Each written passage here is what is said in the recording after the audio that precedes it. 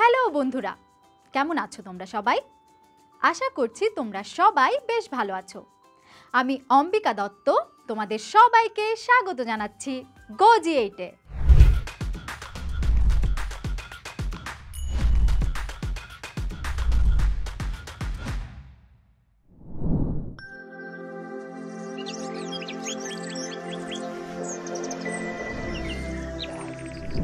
আজকে আমরা চতুর্থ শ্রেণীর বাংলা বই থেকে অনেক সুন্দর একটি ছড়া নিয়ে আলোচনা করব। ছড়াটির নাম একটু পরেই বলবো। এখন চলো শুরু করি আজকের এপিসোড। আচ্ছা, বীরপুরুষ নাম শুনলে তোমাদের চোখের সামনে কি ভেসে আসে বলো তো? ঘোড়ায় চড়ে কেউ একজন বসে আছে, তাই না? আর সে হাতে একটা তলোয়ার নিয়ে আছে, তাই তো? এমনই তো ভেসে ওঠে চোখে। আমরা আজকে এমনই এক বীরপুরুষের কবিতা সম্পর্কে জানব। আমাদের আজকের কবিতাটির নাম হলো বীরপুরুষ। লিখেছেন রবীন্দ্রনাথ ঠাকুর। এই কবিতাটিতে আমরা দেখব এক ছোট্ট ছেলে তার মাকে নিয়ে অনেক দূরে ঘুরতে যাচ্ছে। আর সে কিন্তু তার মাকে কল্পনার মধ্যেই ঘুরতে নিয়ে যাচ্ছে। এটি আমরা এখন জানতে পারবো।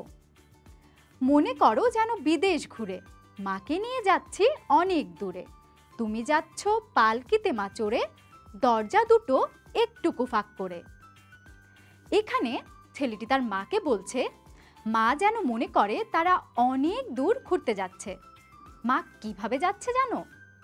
মা যাচ্ছে পালকিতে চড়ে। সেখানে সে দুটো দরজা ফাঁক করে রেখেছেন আর ছেলেকে দেখছেন। বন্ধুরা, এরপর কি বলছে দেখো।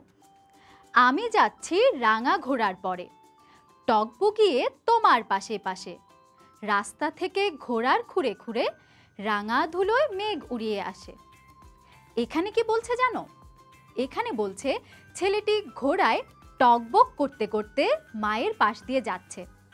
সে যখন ঘোড়া দিয়ে যাচ্ছে তখন রাস্তার চারপাশে রঙিন ধুলায় মেঘ উড়ে যাচ্ছে। কি অদ্ভুত দৃশ্য, তাই না?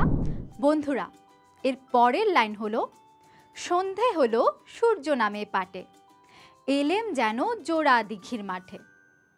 এখানে বলা হয়েছে যখন সূর্য নেমে গেল, মানে সূর্য যখন ডুবে যায় তখন মনে হয় সূর্য মাটিতে নেমে আসছে আর চারপাশে এর পরেই সন্ধে হয়ে যায়। যখন চারপাশ সন্ধে হয়ে এলো তখন ওরা জোড়া দিঘির মাঠে এসে পৌঁছালো। বন্ধুরা, এর পরের লাইনগুলো হচ্ছে ধুধু করে যেদিক পানে চাই, কোনোখানে জনমানব নাই। তুমি যেন আপন মনে তাই, ভয় পেয়েছ ভাবছ এলেম কোথা। আমি বলছি ভয় করো না মাগো, ওই দেখা যায় মরা নদীর সুতা। এখানে কি বোঝানো হয়েছে তা বলে দিচ্ছি। গ্রামে যখন তোমরা যাবে তখন দেখবে চারদিক কিন্তু সন্ধ্যা হলে কেমন জানি নীরব হয়ে যায়। মানুষজন তেমন একটা চলাফেরা করে না। জনমানবহীন মানে মানুষজন নেই। এমন একটা পরিবেশে কেউ যদি হঠাৎ করে যায় তখন কেমন একটু ভয় ভয় লাগে, তাই না? ঠিক তেমনি ছেলেটির মা খুব ভয় পাচ্ছে। তখন ছেলেটি তার মাকে বলছিল ভয় পেও না, ভয় পেও না, কারণ সামনেই কিন্তু মরা নদীর স্রোতের আওয়াজ শোনা যাচ্ছে। বন্ধুরা, এর পরের লাইনগুলো হচ্ছে আমরা কোথায় যাচ্ছি কে তা জানে, অন্ধকারে দেখা যায় না ভালো। তুমি যেন বললে আমায় ডেকে, দিঘির ধারে ওই যে কিসের আলো। চারদিক অন্ধকারে কে কোথায় কোন দিকে যাচ্ছে সেটা কিন্তু ভালো করে বোঝা যায় না। এমন সময় হঠাৎ ছেলেটির মা ছেলেটিকে ডেকে বলছে যে দিঘির ও পারে কিসের যেন আলো দেখা যাচ্ছে। তোমরা খেয়াল করে দেখবে যখন চারদিক অন্ধকার থাকে তখন দূরে থেকে কোনো একটা আলো যদি চোখে পড়ে সেটা মনে হয় খুব কাছে এসে আলোটা জ্বলছে।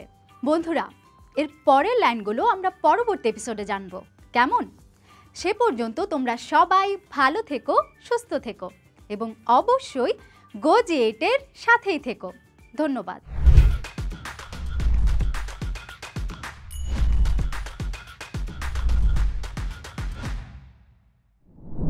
বন্ধুরা, এবার চলো আমরা এই অধ্যায় থেকে কিছু নোটস জেনে নেই।